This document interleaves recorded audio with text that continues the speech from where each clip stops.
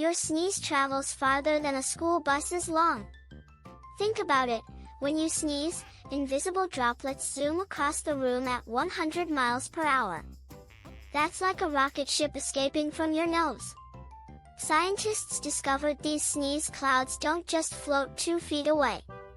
They actually travel over 26 feet through the air. That's the length of 8 car lengths stacked together. But here's the crazy part, air currents keep pushing them even farther. They can linger in the air for hours, traveling to places you'd never expect. Watch the full video to discover the sneakiest places your sneeze actually goes.